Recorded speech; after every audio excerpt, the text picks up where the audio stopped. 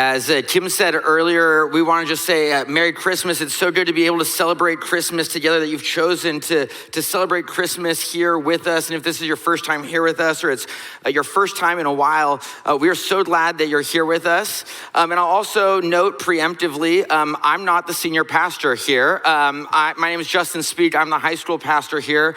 And Bill, our senior pastor, is sick. So I'm preacher number 2. And so here we go. And yeah, thanks. Yeah, I appreciate that.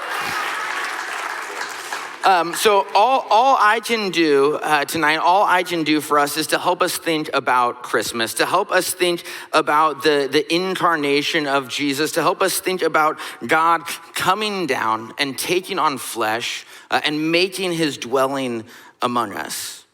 And I can do it in the way that I am used to. All I can do is do it in the way that I am used to. And so if you're here for the first time in months tonight, you're here because your grandma dragged you here under the threat of not getting presents or something. If you're here and you leaned over to your niece and you said, wow, I can't believe God didn't strike me down when I walked through those doors, okay?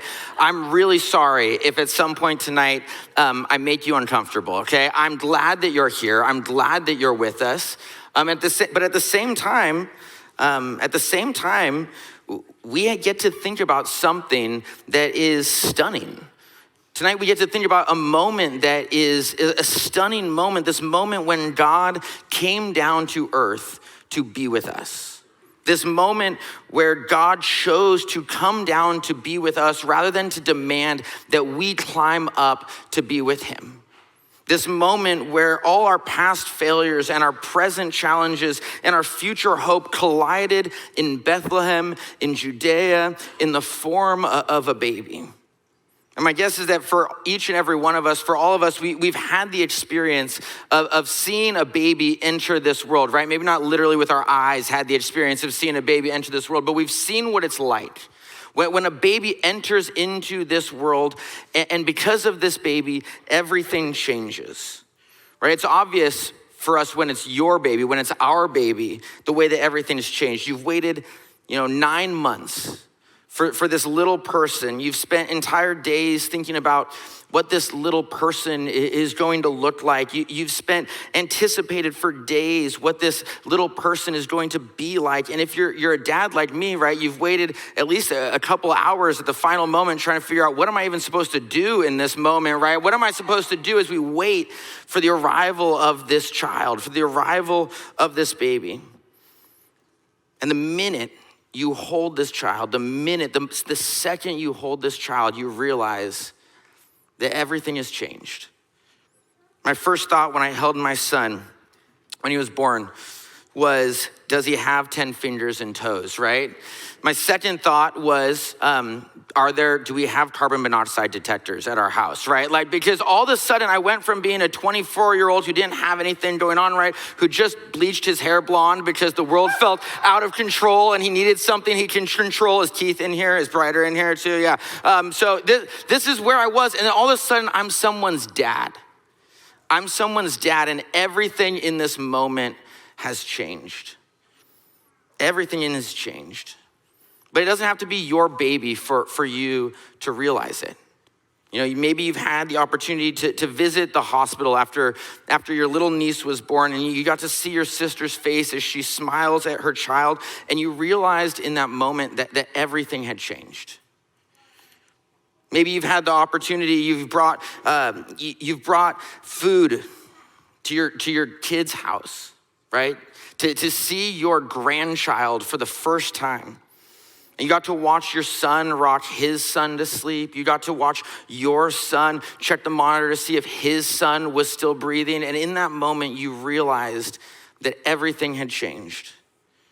Maybe you've been the best friend who brought dinner by the apartment, and you set the takeout on the table, and you went and you picked up this little baby.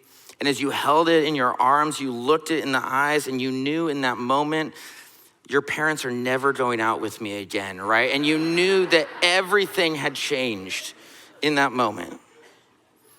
And it's that realization that everything has changed that makes Christmas so special. Because at Christmas, we celebrate the birth of a baby, the arrival of an infant, the gift of a child that changed everything, that changed absolutely everything. The story goes that an angel appeared to Mary and said, "You will conceive and give birth to a son, and you are to call him Jesus." An angel appeared then to Joseph, the man Mary was betrothed to Mary, and the angel said, "She will give birth to a son, and you are to give him the name Jesus, because he will save his people from their sins." 9 months later, Luke recounted in his gospel that on the 8th day, when it was time to circumcise the child, he was named Jesus, the name the angel had given him before he was conceived. And just like that, everything changed. In these 3 verses, we see Mary and Joseph give their son the name Jesus, meaning in Hebrew, the Lord saves. This is the name of the baby who caused everything to change. Jesus, the Lord saves. The Lord saved, the Lord is saving, the Lord will save, all made true in the form of this baby. The Apostle Paul described this child in Colossians 1, chapter 1, starting in verse 15. He described the Son of God, described Jesus, the Lord who saves, starting in verse 15. And this is what he said. He said, "The Son is the image of the invisible God, the firstborn over all creation.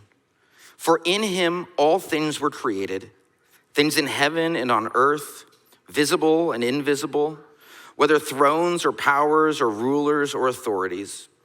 All things have been created through him and for him. He is before all things, and in him all things hold together. And he is the head of the body of the church. He is the beginning and the firstborn from among the dead, so that in everything he might have the supremacy. For God was pleased to have all his fullness dwell in him, and through him to reconcile to himself all things, whether things on earth or things in heaven, by making peace through his blood shed on the cross." This is the baby we celebrate at Christmas. This is the child we celebrate at Christmas, the image of the invisible God who created all things, who is before all things, who is the beginning of all things, who chose to dwell with us, who chose to come to reconcile us to God. Right, this is the beauty of Christmas, as I know, not that we have to in some way, that we've been given a ladder to climb up to be with God, but that God has chosen to descend down to be with us. To be with us. And Paul continued in verse 21, he said, "Once you were alienated from God and were enemies in your minds because of your evil behavior. But now he has reconciled you by Christ's physical body through death to present you holy in his sight, without blemish and free from accusation. If you continue in your faith, established and firm, and do not move from the hope held out in the gospel. This is the gospel that you have heard and that has been proclaimed to every creature under heaven, and of which I, Paul, have become a servant." Paul said, once you were alienated from God, but now he has reconciled you by Christ's physical body through death to present you holy in his sight, without blemish and free from accusation. What we see, the Lord saves. For some of us tonight, we've come to church feeling the shame of our past, the shame of our past failures. We feel the shame of doing what maybe we wish we didn't do, giving into temptation or addiction in our marriages, in our finances, in our relationships with one another. We feel the shame of looking back on our lives and feeling like realizing, we gave up on a difficult job or on a difficult moment of school, that we gave up on supporting a parent or a grandparent in a difficult season. We have the shame of realizing that we've settled for less than the best life that God might have designed for us. We feel the shame of remembering maybe that time that we just couldn't keep calm and we snapped at our kids. Maybe it was 20 years ago when they came home past their curfew. Maybe it was 20 minutes ago when they wouldn't put their shoes on in the parking lot, right? But we had this moment. We snapped, and we feel the shame of that moment like it just happened. And Paul says, but now, Jesus. But now the Lord saves. But now he presents us holy, without blemish, free from accusation, that through Jesus, through his physical body, through his life and death, we are washed clean. There's no stain of sin for us to go back on and reflect on. Those of us with kids, we know the dangers of stains, right? Especially like the spit up stains. And who among us hasn't walked out of the house with baby's breakfast down our back, right? And we didn't realize it at some point, but we know what this is like. We've had this experience, but the reality is that when we wash the clothes, when you wash the shirt, when you wash the pants, when they're clean, you don't go around telling everyone, hey, there's a stain. There used to be a stain back here, but it's gone. The reality is that it's gone, it's dead, it's gone, it's been clean. There's nothing for us to look back on and reflect on. There's nothing for us to look back on and dwell on, because God chose instead to dwell with us. Chose instead to dwell with us. That in Jesus and through Jesus, we are presented holy and without blemish, free from accusation. We have been reconciled with God through Jesus. And we remain to this day reconciled with God. And today, in your present challenges, Jesus is with you. The Lord saves today just as he did yesterday, just as he did 2,000 years ago. That hasn't changed. And you might look at your present challenges right now, at your present circumstances, and you might ask yourself totally fairly, how can Jesus change? How can Jesus save me from the reality that right now I can't find work that pays me well enough to afford where I live? How can Jesus save me from the reality that my parents are getting older and I don't know how to care for them well in this new season? How can Jesus save me from the reality that my marriage is struggling? And we both know it, but maybe he doesn't seem to want to do anything about it. And yet we see, but now, Jesus, in our present circumstances, is still the Lord who saves. That he is still reconciling all things. And please don't hear me wrong for a second, okay? Don't hear me. I'm not saying that if you give your life to Jesus, then you'll wake up on Christmas morning and all of those things will be solved. And under the Christmas tree, you'll have the job that provides for your family. You'll have a clear plan for how to care for your parents. That you'll have all the problems and difficulties and challenges of your marriage restored. But now what I am saying is that what is true is that with Jesus, you can face your present challenges for what they are, not for who you were. You can face your need for a better job right now, knowing that Jesus presents you still holy, without blemish, free from all accusation. You can face your uncertainty about how to care for your parents, knowing that Jesus is actually with you today, reconciling all things. You can face your struggling marriage, not knowing what to do next, but knowing that Jesus is with you today, not just reconciling things around you, but even reconciling your marriage. You can wake up on Christmas morning knowing that the image of the invisible God is with you. That he has reconciled you, that he is still reconciling all things, that he presents you holy, without blemish, and free from accusation.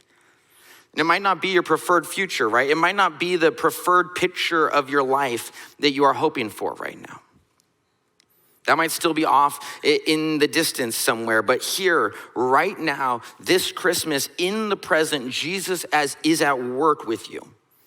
Jesus is at work saving you. Jesus is at work reconciling all things. But you can't wait. You can't wait for your preferred future before living out the life that God has called you to. Right? You get to your preferred future by living out what God has called you to do today. I have this sweatshirt I love. It's an old sweatshirt from our high school group here at Beachpoint, from before I was in high school, actually. And it just on the front says, it has the rock logo, and then it says, eternity starts now. And it's easy for us, I think, to come to church, to come to a service like this, and to celebrate the arrival of our Savior. And we can say in so many ways that that's great. I'm so glad that happened. I'm so glad that's true, because it means that one day in the distant future, I will die and I will be in heaven with Jesus. I will spend an eternity in heaven. One day I will be presented holy, without blemish, free from accusation. And that's true, right? That's true. That's a true statement, but it often assumes that eternity for us is some far off distant thing. That eternity for us is some far off distant reality that someday I won't have to worry about finding work. Someday I won't have to worry about looking back and realizing I gave up or I settled for less. Someday I won't have to worry about the time that I snapped at my kids when we were getting ready for Christmas. We say someday I won't have to worry about doing the things that I wished I didn't do. I won't have to worry about taking care of my parents. I won't have to worry about my struggling marriage anymore. And that's all true. But why wait? Why wait for that day? Eternity has already started. Jesus is already reconciling all things. The image of the invisible God has already been made known to us. We don't have to wait for some far off distant future to experience God, to be with him. He is already with us now. There's an ultimate promise for us in Revelation 21 that there will be a day where God will wipe every tear from our eyes, that there will be no more death or mourning or crying or pain, for the old order of things will have passed away. But we don't just wait for that day in the future. We live today, in this moment, in the knowledge that the Lord saves us, that the Lord has saved us, that he is saving us right now, that he will save us in the future. This is the story of Christmas. This is the story of the incarnation. This is the story of God choosing to be with us. And it's also our story. The story that once you were alienated from God, as Paul said, and were enemies in your minds because of your evil behavior. But now he has reconciled you by Christ's physical body through death to present you holy in his sight, without blemish and free from accusation. This is the gospel that you heard and that has been proclaimed to every creature under heaven. And so tonight, what I want us to do is we spend this time reflecting on the incarnation. We spend this time reflecting on Jesus. We spend this time reflecting on Christmas. I want to invite you for a moment. You received a card like this on your way in, hopefully. And you can grab one of these. You can grab it now. There's a pen on there, hopefully. And what I want to invite you to do is I want to invite you to reflect on how in this moment, this story of Christmas is our story as well. How this story of Christmas, of a God who is with us, who has come to be with us, how the invisible God is made flesh before us. And I want us to reflect on how it's each of our stories as well. And so what I want you to do is I want you to take a minute and look at this card, and you'll see some prompts here on the side. And I want to invite you to fill it out, okay? It doesn't have to be a ton, just a little bit of what your story might be. How does it fit the story of what God has done? What has God saved you from? What has Jesus saved you from? What right now is Jesus saving you in the midst of? What has Jesus saved you for in the future going forward? And I want to invite you, write it down. Maybe it's a story like one I've mentioned already tonight, a story of shame from your past or worry because of your present, but now you can say, the Lord has saved you. Maybe for you, your story is a story that is in many ways beginning tonight. That you want to be presented holy and without blemish, free from accusation for the first time. Maybe your story is a story that is entirely your own. That God has saved you from your past, is saving you in your present, has saved you for a future that is entirely unique to you. But what I want to invite you to, whatever your story is, I want to invite you to write it down on the card. For me, my story has been a story of God saving me from my own selfishness, my own greed, being an 18, 19, 20-year-old who felt like it was about me always. And it wasn't a big moment, a big transformation, a momentary change, but an invitation of God to see that there was something more. An invitation to see that as I struggled, as I hurt, as I struggled with my own mental health, that God was with me in it. That he was saving me in the midst of my difficult time. And that he was inviting me into more than I could ever have possibly imagined. That I would have the life I have today, the family I have today, the kids I have, the relationships I have, the job I have, that I can be up here for Christmas Eve. I never would have imagined it. Whatever your story is, I want to invite you, write it down. Write it here. And in a moment, what we're going to do is I'm going to invite you actually to have some boldness here in a second as you finish up your story, to find your way up here and to actually clip it on one of these stands up here. To fill it out, to clip it up here. And we'll continue in worship together in a second, but I want us to see, it's so easy for us to think that it's about us, that we are the only ones that Jesus has saved. We are the only ones who Jesus is saving. We are the only ones that Jesus has saved us for, has saved something for us. And the reality is that each and every one of us, across each of our stories, each of our lives, has encountered this Jesus who saves. So take a moment, fill it out. When you're ready, bring it up, and we'll continue in worship together in a second.